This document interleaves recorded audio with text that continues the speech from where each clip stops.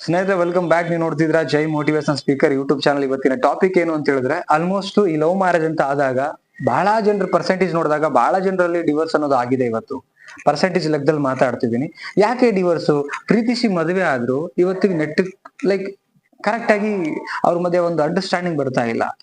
ಹೆಂಗಿರ್ಬೇಕು ಅಂತ ಅನ್ಕೊಂಡ್ ಹೋದ್ರು ಹಂಗಿರಕ್ ಆಗ್ಲಿಲ್ಲ. ಆಕ್ಚುಲಿ ಡಿವೋರ್ಸ್ ಗಳು ಬಹಳ ಆಗಿದೆ, ಜಗಳಗಳು ಬಹಳ, ಹೊಂದಾಣಿಕೆ ಆಗ್ತಿಲ್ಲ. ಇದಕ್ಕೆ ಮೇಜರ್ ಕಾರಣ ಏನು? ಇಲ್ಲಿ ನಿಮ್ಗೆ 4 ಟಿಪ್ಸ್ ನ ಶೇರ್ ಮಾಡ್ತೀನಿ. ಯಾಕೆ ಅವರಲ್ಲಿ ಆ ಒಂದು ಅಂಡರ್ಸ್ಟ್ಯಾಂಡಿಂಗ್ ಬರ್ತಾ ಇಲ್ಲ, ಏನು ಡೌಟ್ ಮಾಡ್ಕೊಂಡಿದ್ದಾರೆ ಅಂತ ಹೇಳಿ. Okay, and video first time ನೋಡ್ತಿದ್ರೆ ಚಾನಲ್ ಹೊಸಬರಾಗಿದ್ರೆ ಸಬ್ಸ್ಕ್ರೈಬ್ ಮಾಡ್ಕೊಳ್ಳಿ. ಇದೇ ತರದ ವಿಡಿಯೋಗಳು ಸಿಗುತ್ತೆ. ಕೌನ್ಸಿಲಿಂಗ್ ಬೇಕಂದ್ರೆ ಕಾಂಟ್ಯಾಕ್ಟ್ ಮಾಡಿ. ಕೌನ್ಸಿಲಿಂಗ್ ಇರುತ್ತೆ, ಫೀಸ್ ಇರುತ್ತೆ, ಅಪಾಯಿಂಟ್ಮೆಂಟ್ ತಗೊಳ್ಳಿ. ಅಂಡ್ ಎಲ್ರಿಗೂ ಶೇರ್ ಮಾಡಿ.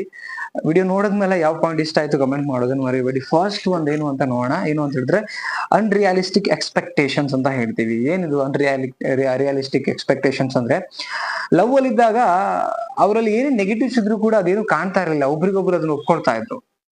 ಮದ್ವೆಗಿನ್ನ ಮುಂಚೆ ಏನ್ ಲವ್ ಮಾಡ್ತಾ ಇದ್ರಲ್ಲ, ಸೊ ಆ ಟೈಮಲ್ಲಿ ಒಬ್ರಿಗೊಬ್ರಿಗೂ ಎಷ್ಟೇ ನೆಗೆಟಿವ್ಸ್ ಇದ್ರು ಕೂಡ ಒಪ್ಕೊಳ್ತಾ ಇದ್ರು. ಆಫ್ಟರ್ ದ ಮ್ಯಾರೇಜ್ ನೋಡಿ, ಆ ಟೈಮಲ್ಲಿ ಲೈಕ್ ಮದ್ವೆಗಿನ್ನ ಮುಂಚೆ ಏನೇ ನೆಗೆಟಿವ್ಸ್ ಇದ್ರು ಕೂಡ ಅದು ಸರಿಯಾಗಿ ಅನಿಸ್ತಾ ಇತ್ತು. ಆ ಟೈಮಲ್ಲಿ ಅದೆಲ್ಲಾನು ಪರ್ಫೆಕ್ಟ್ ಅನಿಸ್ತಿತ್ತು. ನೀನೇ ನನ್ನ ಚಿನ್ನ, ನೀನೇ ನನ್ನ ರನ್ನ, ನೀನೇ ನನ್ನ ಬಂಗಾರ ಅಂತ ಆ ಟೈಮಲ್ಲಿ ಅನಿಸ್ತಾ ಇತ್ತು. ಬಿಫೋರ್ ಮ್ಯಾರೇಜ್ ಎಲ್ಲ ಸರಿ ಹೋಗ್ತಾ ಇತ್ತು. ಆ ಟೈಮಲ್ಲಿ ಮಾಡಿದೆಲ್ಲ ಪರ್ಫೆಕ್ಟ್, ನೆಗೆಟಿವ್ ಪಾಸಿಟಿವ್ ಕಾಣ್ಲಿಕ್ಕೆ ಶುರುವಾಯ್ತು. ದೆನ್ ಆದ್ರೆ ಮದ್ವೆ ಆದ್ಮೇಲೆ ನಿಜವಾದ ವ್ಯಕ್ತಿತ್ವ ಹೊರಗಡೆ ಬರ್ಲಿಕ್ಕೆ ಶುರು ಆಯ್ತು.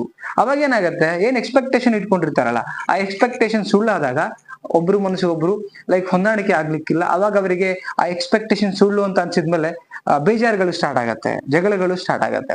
ಮದ್ವೆಗಿನ್ನ ಮುಂಚೆ ಏನಾಗಿರತ್ತೆ, ತಂದೆ ತಾಯಿನ ಮನೆಯಲ್ಲಿ ಇರ್ತಾರೆ, ಗಂಟೆಗಡ್ಲೆ ಮಾತಾಡ್ತಾರೆ, ಅವೆಲ್ಲ ರನ್ನ ಚಿನ್ನ. ಆಫ್ಟರ್ ದಟ್ ಏನಾಗುತ್ತೆ ಅಂತ ಹೇಳಿದ್ರೆ, ನಿಜವಾದ ವ್ಯಕ್ತಿತ್ವಗಳು ಹೊರಗಡೆ ಬಂದಾಗ ಈ ತರದೊಂದು ಯೋಚನೆಗಳು ಬರಕ್ ಶುರು ಆಗುತ್ತೆ. ಮೊದಲನೇ ಪಾಯಿಂಟ್. ಸೆಕೆಂಡ್ ಪಾಯಿಂಟ್ ಅಂದ್ರೆ ರೆಸ್ಪಾನ್ಸಿಬಿಲಿಟಿ ಅಂಡ್ ಪ್ರೆಷರ್ ಅಂತ ಹೇಳ್ತೀವಿ. ಜವಾಬ್ದಾರಿಗಳು, ಒತ್ತಡ. ಏನ್ ಜವಾಬ್ದಾರಿಗಳು? ಲವ್ ಅಲ್ಲಿ ಇದ್ದಾಗ ಸ್ವಾತಂತ್ರ್ಯ ಇರುತ್ತೆ, ಆದ್ರೆ ಮದ್ವೆ ಆದ್ಮೇಲೆ ಒಂದು ಕುಟುಂಬ, ಹಣಕಾಸು, ಮಕ್ಕಳು, ಜವಾಬ್ದಾರಿ ಇತ್ಯಾದಿ. ಸೊ ಇದ್ರ ಒತ್ತಡ ಹೆಚ್ಚಾಗ್ತಾ ಬರುತ್ತೆ. ಅವಾಗ ಏನಾಗುತ್ತೆ, ಒತ್ತಡ ಹೆಚ್ಚಾಗ್ತಿದ್ದಂಗೆ ಏನಾಗುತ್ತೆ, ಟೆನ್ಷನ್ಗಳು ಸ್ಟಾರ್ಟ್ ಆಗತ್ತೆ. ಸೊ ಟೆನ್ಷನ್ಗಳು ಸ್ಟಾರ್ಟ್ ಆಗ್ತಿದ್ದಂಗೆನೆ ಕೋಪ, ಸುಖ ಸುಮ್ನೆ ಕೋಪ ಮಾಡ್ಕೊಳಕ್ ಶುರು ಮಾಡ್ತೀವಿ, ಸುಖ ಸುಮ್ನೆ ಜಗಳಗಳು ಮಾಡಕ್ ಶುರು ಮಾಡ್ತೀವಿ. ಒಂದೊಂದ್ಸಲ ಹೆಂಡತಿ ಮೇಲೆ ರೇಗಾಡ್ತೀವಿ, ಗಂಡನ ಮೇಲೆ ರೇಗಾಡ್ತೀವಿ, ಪ್ರಾಬ್ಲಮ್ಸ್ ಬರೋಕ್ ಶುರು ಆಗತ್ತೆ. ಓಕೆ, ಇದು second reason. And third reason ಏನಂದ್ರೆ ಲ್ಯಾಕ್ ಆಫ್ ಕಮ್ಯುನಿಕೇಶನ್ ಗ್ಯಾಪ್. ಅಂದ್ರೆ ಏನು, ತುಂಬಾ ಮೊದಲು ಗಂಟೆಗಟ್ಲೆ ಮಾತಾಡ್ತಾ ಇದ್ವಿ, ಲವ್ ಅಲ್ಲಿ ಇದ್ದಾಗ ಗಂಟೆಗಟ್ಲೆ ಮಾತುಕತೆ. ಬಿಕಾಸ್ ಪೇರೆಂಟ್ಸ್ ಮನೇಲಿ ಇದ್ವಿ, ಯಾವುದೇ ಜವಾಬ್ದಾರಿಗಳು ಇರ್ಲಿಲ್ಲ ನಮ್ಗೆ, ಟೈಮ್ ಕೊಡೋದೇ ಒಂದು ಮೇಜರ್ ವರ್ಕ್ ಆಗಿತ್ತು.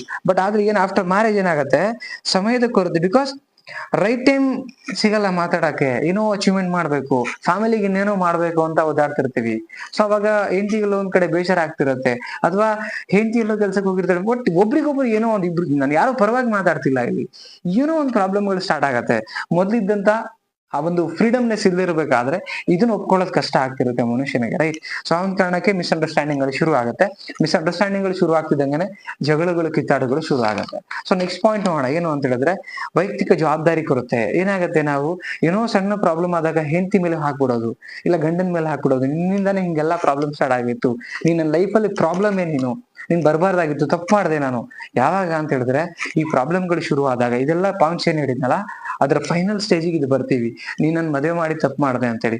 ಆ ಒಂದು ವರ್ಡ್ ಇಂದ ಏನಾಗತ್ತೆ, ಒಬ್ರು ಮನಸ್ಸು ಒಬ್ರು ಬಿರುಕಾಗಿ ಬೇಡ ನಮ್ಗೆ ಆಗ್ತಿಲ್ಲ ಅಂತ ಹೇಳ್ಬಿಟ್ಟು ಡಿವೋರ್ಸಿಗೆ ಹೋಗ್ತಾರೆ. ಸ್ನೇಹಿತರೆ, ನಾನ್ ಹೇಳೋದೇನಂದ್ರೆ, ಎಕ್ಸ್ಪೆಕ್ಟೇಷನ್ ಇಟ್ಕೊಳ್ದಿರಾ, ಇದ್ದಿದ್ದನ್ನು ಒಪ್ಕೊಂಡು ಅಂಡ್ ಪೇಶನ್ಸ್ ಇಂದ ಒಬ್ರಿಗೊಬ್ರು ಅರ್ಥ ಮಾಡ್ಕೊಂಡು ಎಷ್ಟು ಸಾಧ್ಯ ಆಗತ್ತೆ ಕೋಪನ ಕಂಟ್ರೋಲ್ ಮಾಡ್ಕೊಂಡು ಬದುಕಿದ್ರೆ ಮಾತ್ರ ಆ ಸಂಸಾರಕ್ಕೆ ಅಂಡ್ ಆ ಸಮಸ್ಯೆಗಳಿಗೆ ಸ್ಪಂದನೆ ಮಾಡಿ ಬದುಕೋಕ್ ಸಾಧ್ಯ. ಇಲ್ಲ ಅಂದ್ರೆ ತುಂಬಾ ಕಷ್ಟ ಆಗತ್ತೆ. ಐ ಥಿಂಕ್ ಇವು ರೈಟ್ ಪಾಯಿಂಟ್ಸ್ ಅಂತ ಅನ್ಸಿದ್ರೆ ಕಮೆಂಟ್ ಮಾಡಿ ತಿಳಿಸಿ. ಮತ್ತೊಂದು ಟಾಪಿಕ್ ಅಲ್ಲಿ ಸಿಗೋಣ. ಅದಕ್ಕಿಂತ ಮುಂಚೆ ಲೈಕ್ ಮಾಡಿ ಅಂಡ್ ಕೌನ್ಸಿಲಿಂಗ್ ಬೇಕು ಅಂದ್ರೆ ಕಾಂಟ್ಯಾಕ್ಟ್ ಮಾಡಿ ಅಂತ ಹೇಳ್ತಾ, ಥ್ಯಾಂಕ್ ಯು ಸೋ ಮಚ್. ಇದೇ ತರ ಸಪೋರ್ಟ್ ಮಾಡ್ತಾ ಇರಿ. 29K ಹತ್ತತ್ರ ಇದೆ. ಸೊ ಆದಷ್ಟು ಬೇಗ ಆಗ್ಲಿ. ನಮಸ್ತೆ.